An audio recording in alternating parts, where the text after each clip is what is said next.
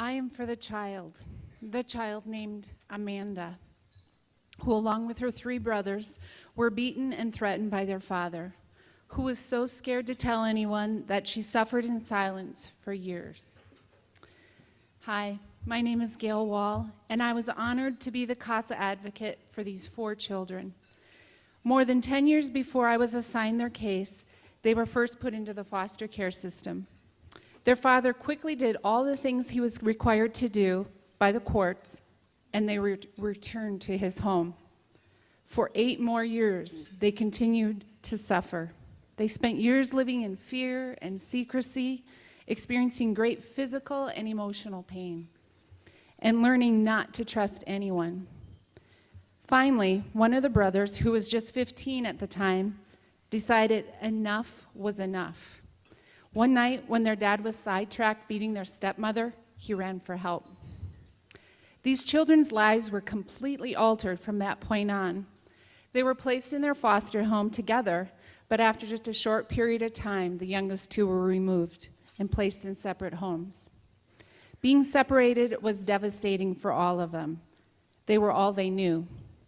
In just 2 years, these kids saw a total of 15 foster homes, 6 caseworkers, 2 different foster agencies, and 10 schools between all of them in 2 years. The only constant in their lives until a year ago was their guardian ad litem, which is unusual, and me, their CASA. My journey as a CASA began 5 years ago. I counseled young girls at the Life Network Pregnancy Center, and I couldn't help but believe if these girls had been reached at an earlier age, because a lot of them had been raised in the system, they might not be in the state of crisis that they were then. It was as if a light switch was turned on, and all of a sudden I saw the needs of my community in a different way. At this point, my husband and I began to discuss the possibility of becoming foster parents and stepping it up. We attended an adoption fair and came across the CASA booth. CASA does just what I felt was so important. They break the cycle of abuse so that children are no longer in crisis and can go on to thrive and enjoy just being a child. I felt that becoming a CASA was the next step in better understanding the foster care and social services system. The more I learned, the more my heart became engaged in the cause of helping kids as a CASA. Since then, you pretty much can't shut me up. And when it comes to encouraging others to just do something to help the many kids who are victims, I could no longer just sit back and do nothing. So I went through the CASA program, and even though I felt I was diving into unknown waters, I dove deep, which is another thing I do often. With the great support of my first CASA supervisor, I made it through my first and second cases with great outcomes for the children I advocated for. And then I received a call about my third case, which involved 4 teenagers. The thought of working with teenagers was very scary for me, but I had a good success on my previous cases and had great support from the CASA team. So I thought perhaps I was ready for something more challenging, and challenging it was on many levels. I began the case with a strong commitment to being a constant for these children when everything else was chaos. That's the role of the CASA, to be their voice, to be their advocate. When the system is swirling around them, the CASA should be a stabilizer. As their CASA, I made certain that they had sibling visits when they were separated in different homes. This was essential to maintaining their bond with each other.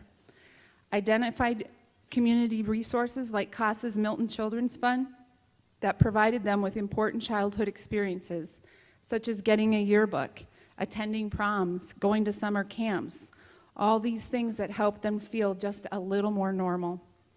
I advocated for them at school assessment meetings. I worked with their therapists and foster parents to create a clear communication line among everyone who was involved in the case, which was a lot of people.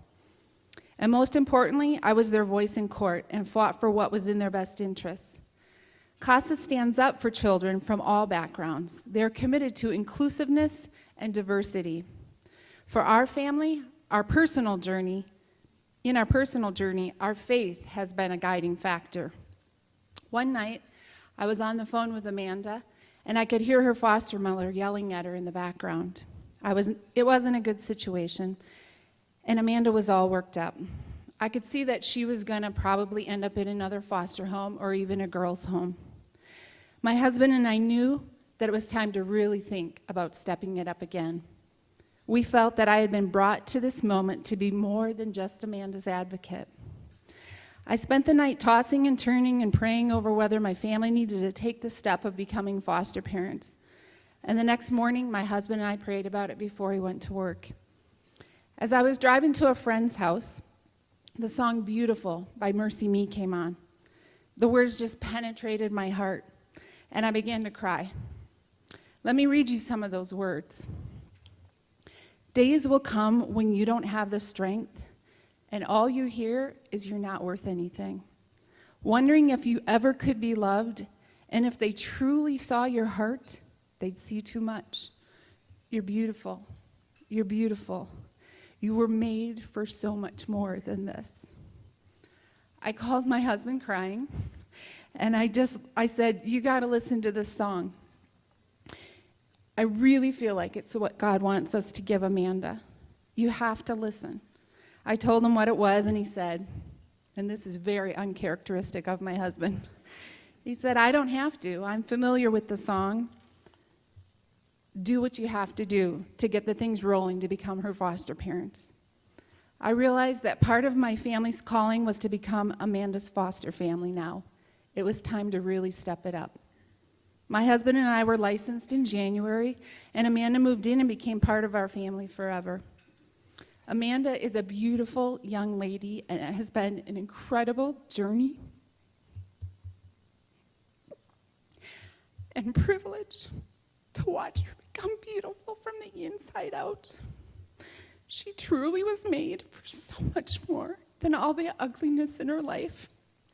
To walk alongside her as she begins to believe this about herself has been an immense blessing.